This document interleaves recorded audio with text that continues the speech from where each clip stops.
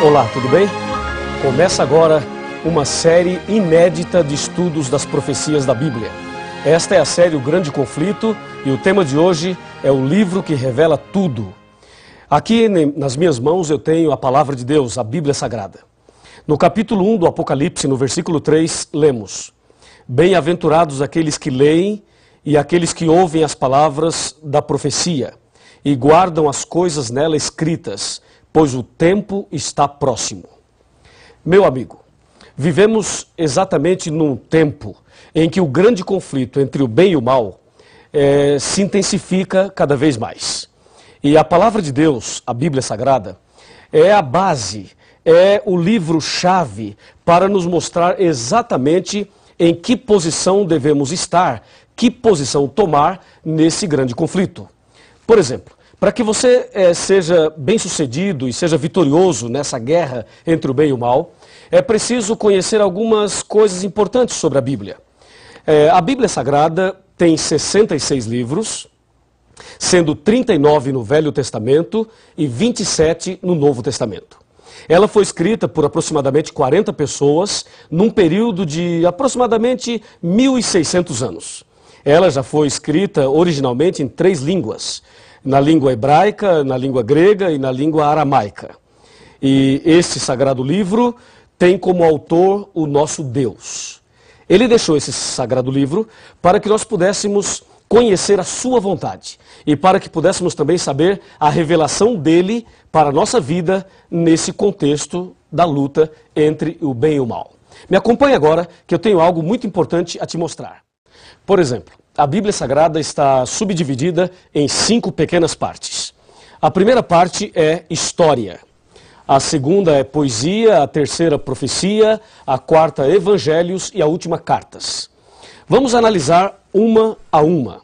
Por exemplo, história. Os livros históricos da Bíblia começam em Gênesis e vai até o livro de Esther, incluindo o livro de Atos dos Apóstolos, que se encontra no Novo Testamento. A parte histórica da Bíblia, aproximadamente 90% do que está escrito lá se entende como se lê.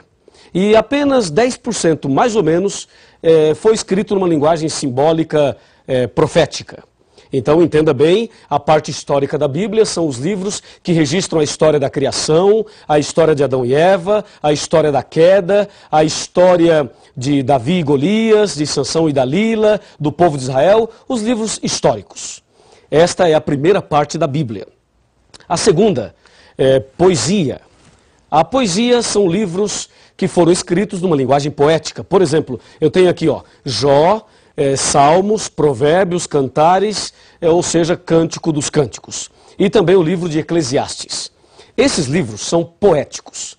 E de todos eles, a poesia mais conhecida se encontra nos Salmos, que é o Salmo 23. Lembra? O Senhor é meu pastor e nada me faltará. São os livros poéticos. Destes, aproximadamente 85% do que está escrito lá se entende também como se lê. E aproximadamente 15% é numa linguagem também simbólica, figurativa. A terceira parte é a parte da profecia, que envolve o livro do Apocalipse e também o livro de Daniel. A parte profética começa em Isaías, vai até Malaquias e, repito, inclui o Apocalipse e também o livro de Daniel. Esses livros proféticos são os livros que apresentam de forma mais clara e de forma bem contundente esse grande conflito entre o bem e o mal. Entendeu? E aqui é bom que você preste muita atenção, eu tenho aqui as informações bem atualizadas sobre tudo isso. Por exemplo, o livro do Apocalipse é o livro mais difícil de se entender. E também o livro de Daniel. Mas existem outros livros proféticos, como acabei de mencionar a você. Esta é a terceira parte da Bíblia. E 95% da profecia não se entende como se lê. Veja, os livros históricos e poéticos, se você ler nesses livros, água é água mesmo. Se você ler mulher, é mulher mesmo. Vento também é isso mesmo. Ou seja, se entende como se lê. Mas na profecia não se entende como se lê. Água significa outra coisa, mulher significa também uma outra coisa, e assim sucessivamente. A quarta parte da Bíblia é a parte dos evangelhos. Os evangelhos são 4. Mateus, Marcos, Lucas e João.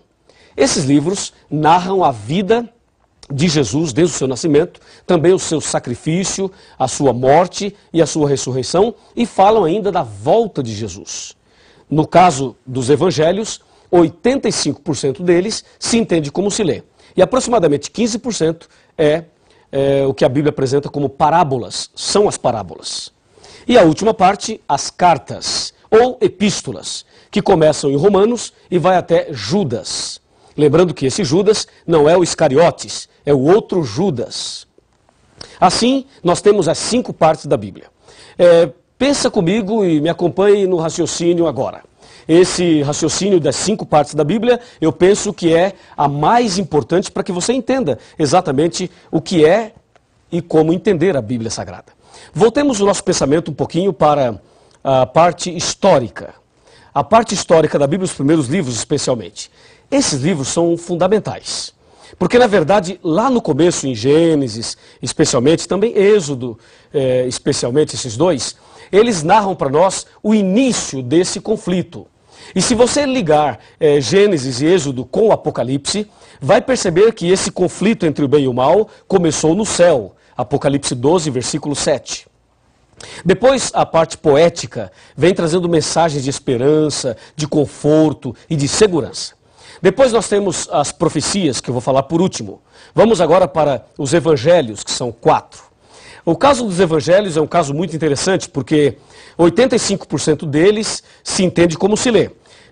Pensa comigo o seguinte: Jesus estava andando e encontrou um homem cego, ok? Colocou a mão sobre ele e disse, vê, e o cego viu. Eu pergunto, isto é simbólico ou isto aconteceu de fato? Com certeza, aconteceu de fato.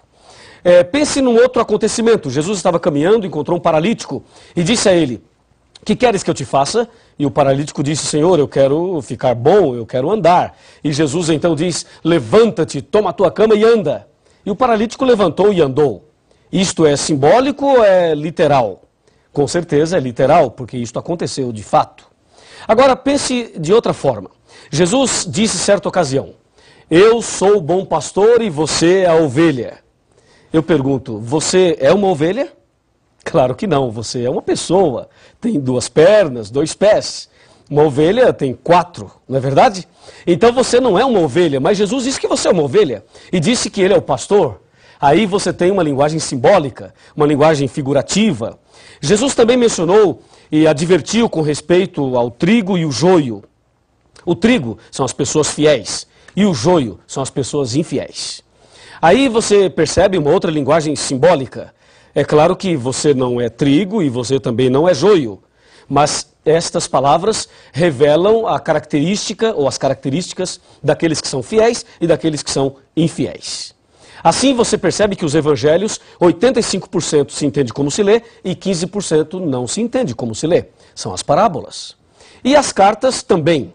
As cartas ou as epístolas, 90% se entende como se lê e 10% não. Mas o mais interessante está ligado à profecia. As profecias da Bíblia, elas foram escritas numa linguagem simbólica, especialmente o Apocalipse, o livro de Daniel. São carregados de simbolismos. E isto é algo que preocupa muita gente. E há muitas pessoas que não gostam de estudar a profecia porque não entendem. Vamos observar algumas coisas da profecia. Abra sua Bíblia aí. Eu vou abrir a minha aqui também para dar um exemplo. Vejamos Apocalipse capítulo 7, versículo 1. Aqui diz, abriu a sua Bíblia? Ok? Então vamos ler. Depois disto vi 4 anjos em pé nos 4 cantos da terra, conservando seguros os 4 ventos da terra, para que nenhum vento soprasse sobre a terra, nem sobre o mar, nem sobre árvore alguma. Percebeu alguma coisa diferente? Se você não percebeu, eu vou ajudá-lo. Aqui diz que tem 4 anjos nos 4 cantos da terra, segurando os ventos. Primeiro problema, a terra é quadrada? Ou é retangular para ter 4 cantos? Não, a terra é redonda. Ela não tem 4 cantos. Ora, se não tem 4 cantos, por que o Apocalipse fala que tem 4 anjos nos 4 cantos da terra? Percebeu? A profecia não se entende como se lê. E mais, diz que os 4 anjos estavam segurando os ventos. Será que dá para segurar os ventos? E será que os anjos estão impedindo os ventos de soprarem? Claro que não, porque se isto acontecesse, nós estaríamos mortos. Então, ficou claro que a profecia não se entende como se lê.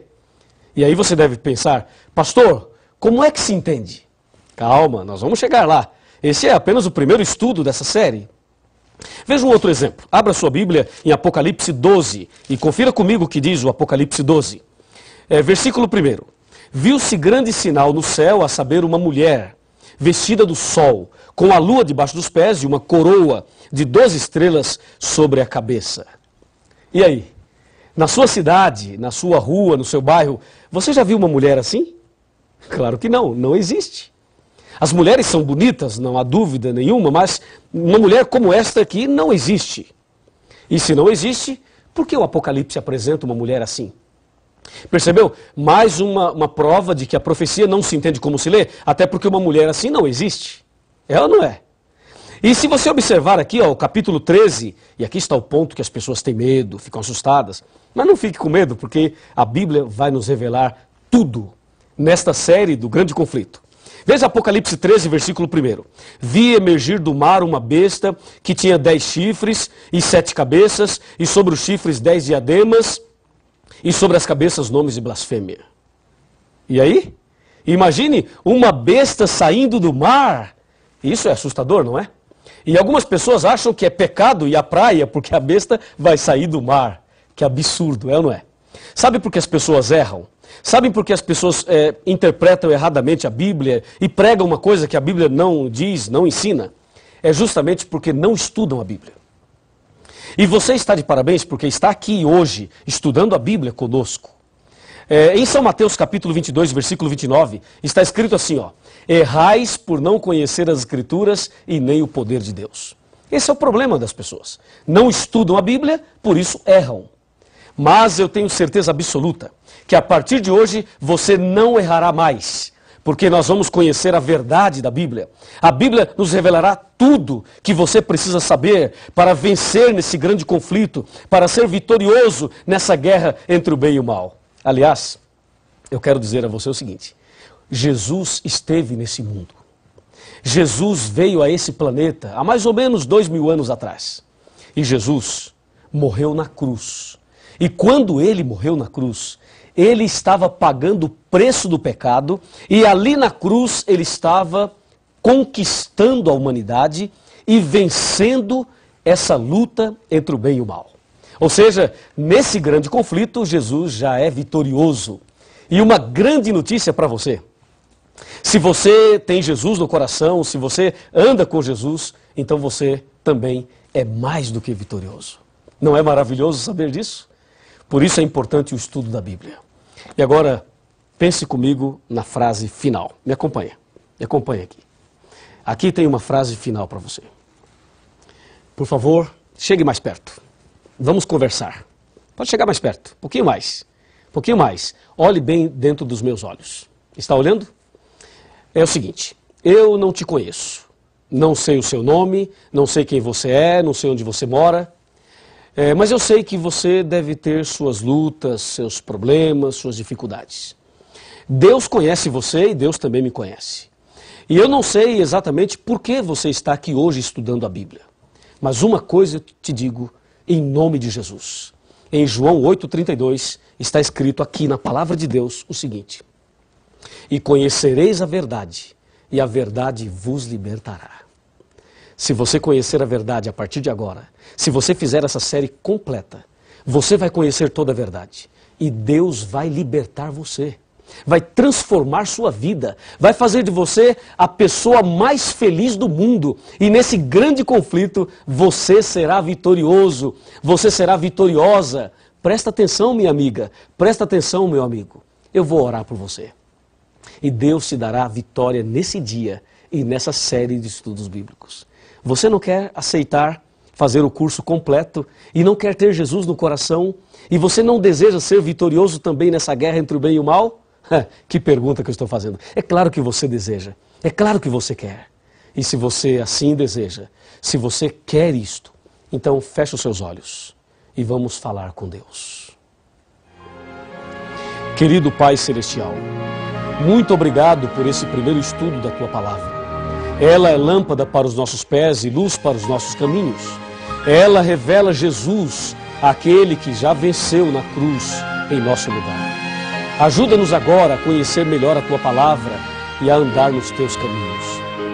Abençoe essa pessoa que está orando comigo nesse instante e envia o Espírito Santo para fazer o milagre na vida desta pessoa que tanto necessita.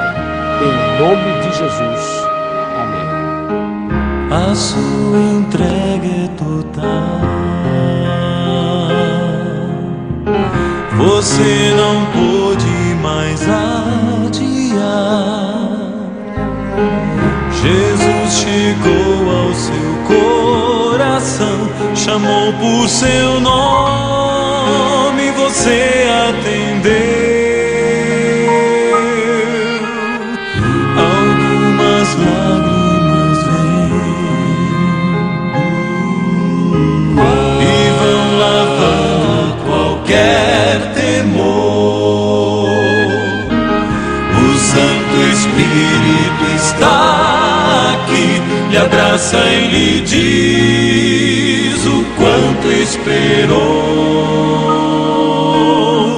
Sua vida vai desabrochar, vai sorrir, vai cantar, começando aqui e por todo sempre. O amor de Deus vai lhe acompanhar.